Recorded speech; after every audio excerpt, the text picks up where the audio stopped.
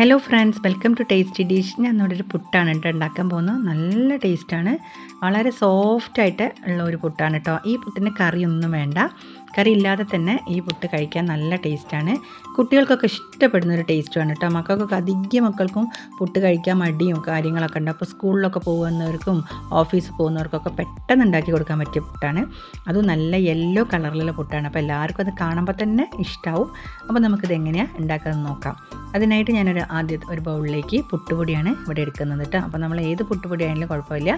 ഞാനിവിടെ ഒരു 1.5 കപ്പ് പുട്ടുപൊടിയാണ് ഇവിടെ എടുക്കുന്നത്. 2 തരം പുട്ട് ഉണ്ടാക്കാനാണ് ഞാൻ ഇത്ര പുട്ടുപൊടി എടുത്തത്. അപ്പോൾ നമുക്ക് ആവശ്യമുള്ള പുട്ടുപൊടി മാത്രം എടുത്താൽ മതി. ഞാനിതിപ്പോൾ വെള്ളം ഒഴിച്ചിട്ട് കഴിഞ്ഞ് കഴിഞ്ഞാൽ ഞാനിത് കുറച്ച് വേറെ ഒന്ന് മാറ്റി വയ്ക്കും. 2 തരത്തിൽ പുട്ടുണ്ടാക്കാനാണ്. അതിലേക്ക് ആവശ്യത്തിന് ഉപ്പും ഞാൻ ഇതിലേക്ക് ഇട്ട് കൊടുത്ത് ഒന്ന് മിക്സ് ചെയ്ത് കൊടുക്കുന്നുണ്ട്. ഉപ്പ് എല്ലാ സ്ഥലത്തേക്കും ഒന്ന് എത്തക്കത്തക്ക വിധത്തിൽ നന്നായിട്ടൊന്ന് ഇതുപോലെ ഒന്ന് ഇളക്കി കൊടുക്കുക കേട്ടോ. ഇനി ഇതിൽ ഒന്ന് വെള്ളം ഒഴിച്ചിട്ട് ഒന്ന് കുഴച്ചെടുക്കണം. അപ്പോൾ ഓരോ പുട്ടുപൊടിയിലും വെള്ളത്തിൻ്റെ അളവ് ഓരോ തരത്തിലായിരിക്കും. ഞാനിവിടെ എടുക്കുന്ന പുട്ടുപൊടിയിൽ അത്യാവശ്യം നന്നായിട്ട് വെള്ളം തന്നെ വേണം. അപ്പോൾ ഞാനത് പൊടിയിൽ മേലെ നിൽക്കുന്ന തരത്തിൽ തന്നെ പൊടിയിൽ വെള്ളം ഒഴിച്ചു കൊടുക്കുകയാണ്. ആദ്യം ഒത്തിരി വെള്ളം ഒഴിച്ചു കൊടുത്തിട്ട് ഒന്ന് ഇളക്കിയിട്ട് അടിയിലേക്കൊക്കെ വെള്ളം എത്തത്തക്ക രീതിയിൽ ഒന്ന് ഇതുപോലെ ഇളക്കിയിട്ട് രണ്ടാമതും കുറേശ്ശെ വെള്ളം കൂടി ഒഴിച്ചിട്ട് ഒന്ന് നന്നായിട്ടൊന്ന് കുതിർക്കാൻ വെക്കണം. ഒരു 5-10 മിനിറ്റ് കഴിയുമ്പോഴേക്ക് പുട്ടുപൊടി കറക്റ്റ് ഇതിലാവും. അപ്പോൾ കുറച്ചും കൂടി വെള്ളം ഒഴിച്ചിട്ട് ഞാനൊന്ന് മാറ്റി വയ്ക്കുകയാണ്. അത് കഴിഞ്ഞൊരു 5 മിനിറ്റ് കഴിയുമ്പോഴേ അതൊന്ന് കുതിർന്ന് വരും. ഇനി വേണമെങ്കിൽ ആവശ്യത്തിന് വെള്ളം ഒഴിച്ചിട്ടൊന്ന് കുഴച്ചെടുക്കാവുന്നതാണ്. അപ്പോൾ ഞാനതൊന്ന് മാറ്റി വയ്ക്കുകയാണ്.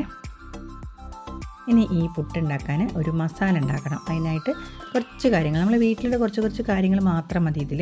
അപ്പോൾ നമുക്ക് വേറെ കറികളൊന്നും ഉണ്ടാക്കേണ്ട ആവശ്യമില്ല. ഇതിന് ആദ്യമായിട്ട് ഒരു മീഡിയം സൈസിലുള്ള സവാളയാണ് ഞാൻ എടുത്തത്. അത് നന്നായിട്ടൊന്ന് ചെറുതായിട്ട് വളരെ നൈസായിട്ടൊന്ന് കട്ട് ചെയ്തെടുക്കുക കേട്ടോ. അപ്പോൾ ഇതുപോലെ ഞാൻ സവാളയൊക്കെ ഒന്ന് കട്ട് ചെയ്തെടുത്തിട്ടുണ്ട്. നന്നായി ചെറുതാക്കി ഇതുപോലെ കട്ട് ചെയ്തെടുക്കുക. ഇനി അതിൻ്റെ ആവശ്യത്തിൽ ഒരു എരിവ് വേണം. എരിവിന് വേണ്ടിയിട്ട് നമുക്ക് പച്ചമുളകാണ് എടുക്കുന്നത്. പച്ചമുളക് ഒരു 2-3 പച്ചമുളക് ഞാൻ എടുത്തിട്ടുണ്ട് ഇവിടെ. നിങ്ങൾക്ക് ആവശ്യത്തിന് കുറച്ചും കൂടി എരിവ് വേണമെന്നുണ്ടെങ്കിൽ 4 പച്ചമുളകൊക്കെ എടുക്കാം കേട്ടോ. അപ്പോൾ കുട്ടികൾക്കൊക്കെ ഉള്ളതുകൊണ്ട് ഞാൻ കുറച്ച് കുറവാണ് എടുത്തത്. അപ്പോൾ 2-3 പച്ചമുളക് ഒന്ന് അരിഞ്ഞ് ഇതിലേക്ക് എടുത്ത് വെച്ചിട്ടുണ്ട്. ഇനി അതിലേക്ക് ആവശ്യമുള്ളത് ക്യാരറ്റാണ്. അപ്പോൾ ക്യാരറ്റ് കയ്യിലുണ്ടെങ്കിൽ ക്യാരറ്റൊക്കെ ഇട്ടോളാം കേട്ടോ, നല്ല രസമാണ്. അപ്പോൾ ക്യാരറ്റ് ഞാനൊന്ന് ഗ്രേറ്റ് ചെയ്തിട്ട് ഇടുകയാണ്. അത് ആവിയിൽ വെച്ച് വേവിക്കുമ്പോൾ പെട്ടെന്ന് തന്നെ വെന്ത് കിട്ടാൻ വേണ്ടിയിട്ട് ഇതുപോലെ ഗ്രേറ്റ് ചെയ്തെടുത്തിട്ടുണ്ട്. ഇനി നമുക്കൊന്ന് പുട്ടുപൊടി നോക്കാം. പുട്ടുപൊടി ഇപ്പോൾ കറക്റ്റായിട്ട് കുതിർന്ന് വന്നിട്ടുണ്ട്. കുറച്ച് പുട്ടുപൊടി ഞാൻ മാറ്റി വെച്ചിട്ടുണ്ട്.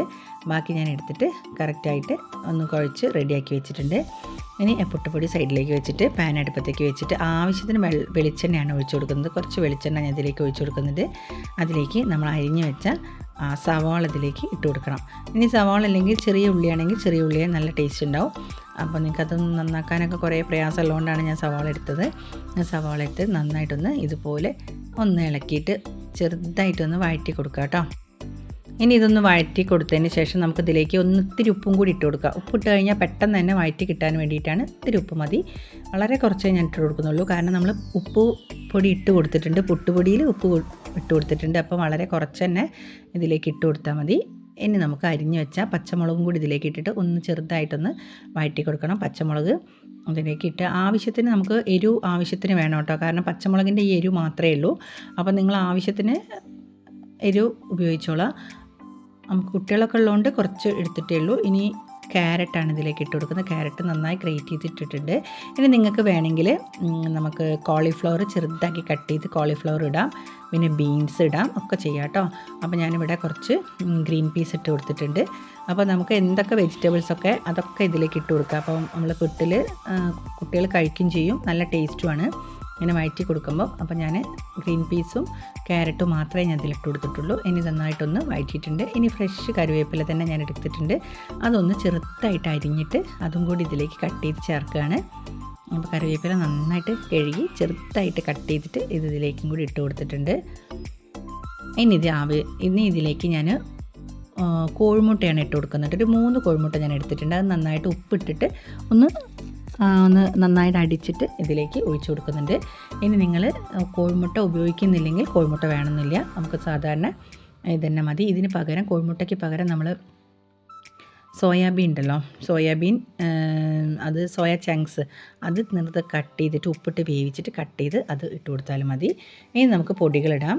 ഒരു സ്പൂണ് ചിക്കൻ മസാലപ്പൊടി, ഒരു 1/2 ടേബിൾ സ്പൂൺ മഞ്ഞൾപ്പൊടി, അത് രണ്ടും മാത്രമേ ഇതിലേക്ക് ഇടുന്നുള്ളൂ. ഇനി ഇത് നന്നായിട്ടൊന്ന് പൊടിയൊക്കെ ഇതിലേക്ക് കിടന്നിട്ട് നന്നായിട്ടൊരു പച്ച സ്മെല്ല് പോകുന്നവരെ നന്നായിട്ടൊന്ന് വഴറ്റിയെടുക്കുക. കുറച്ച് വെളിച്ചെണ്ണയും കൂടി ഞാൻ ഒഴിച്ചു കൊടുക്കുന്നുണ്ട്. ഇനി ഇത് ഒന്ന് ആ പച്ച സ്മെല്ലൊക്കെ പോകുന്നവരെ നന്നായിട്ടൊന്ന് വഴറ്റിയെടുക്കുക. കോഴിമുട്ട അതുപോലെ നന്നായിട്ട് വെന്ത് കിട്ടണതിൽ നിന്ന്. ഇനി കുറച്ച് മല്ലിയിലയും കൂടി അരിഞ്ഞിട്ട് മസാല റെഡി ആയിട്ടുണ്ട് കേട്ടോ.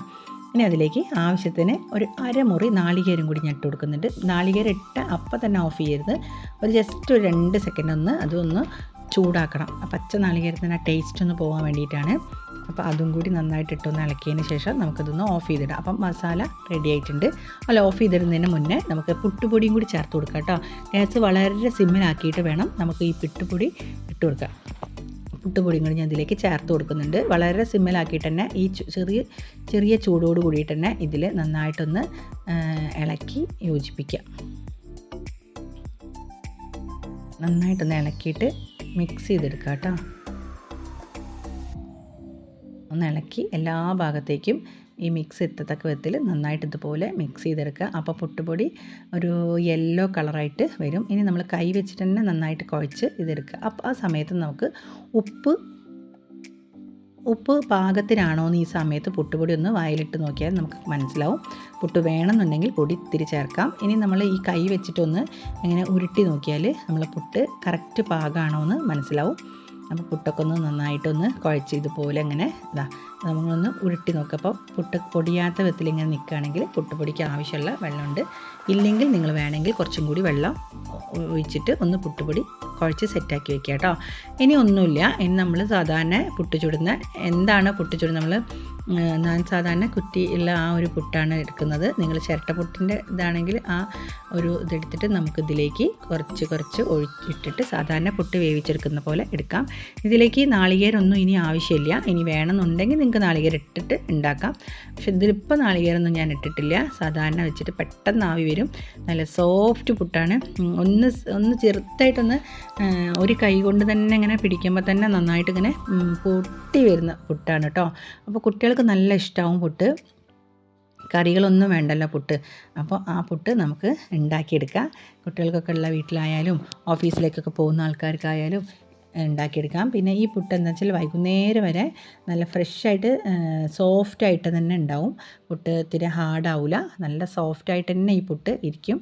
അപ്പോൾ നിങ്ങളെല്ലാവരും ഇതൊന്ന് ട്രൈ ചെയ്ത് നോക്കുക.